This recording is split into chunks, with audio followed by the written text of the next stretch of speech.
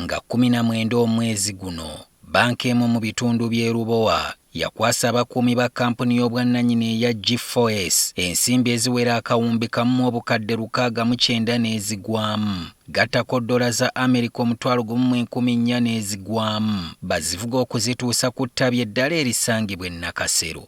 Tinga batuuse wakati w'olugendo, ekirowoozo ky'okutuusa ensimbi zino kyakyuka, ne basalawo bazezze, era mmotoka mwe baali bazitambuliza baagivuga ne bagyolekeza ebitundu by'e Lubaga ku kaala akamanyiddwa nga Nabunya, we baagireka n'emmundu z'abakama baabwe. Okusinziira ku poliisi, okutegeera olukwenga bwe lwali, basoose kukwata Charles Otim eyasangiddwa mu disitulikiti y'e Kwaniya ng'alina n'obukadde 117 ku munyago gwabwe. Mmotoka eno baaginyagulula, bamala oginyagulula ne bagireka, era okunoonyereza kwatandikirawo mpaka bwe twakutte Otim Charles ne miliyoni 17.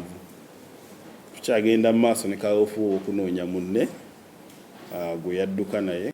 Obunyazi kikula kino mu Uganda tebubadde bw'amaanyi, ng'obumu ku bwali bubaddewo bwaliwo mu mwaka gwa 2005 ababbi bwe baakuuna n'obukadde 7 bwe babba mu mmotoka eyali etambuza ensimbi za banka ya Stanbic mu bitundu eby'Ekkuumi.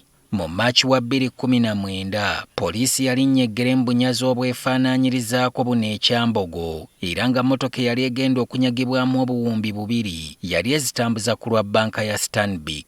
Wano waliwo n'okukuba ebyasi ebyaviirako abantu 2 okufa, era nga poliisi yatubuulira nti abaali bawerekera ensimbi kyandibanga balina ekyabaweebwa ne basumagirira mu mmotoka. Oweyesigire alabudde kampuni z'obwannannyini enkuumi okuba abeegendereza n'engeri gye balondamu abantu be bawa emirimu.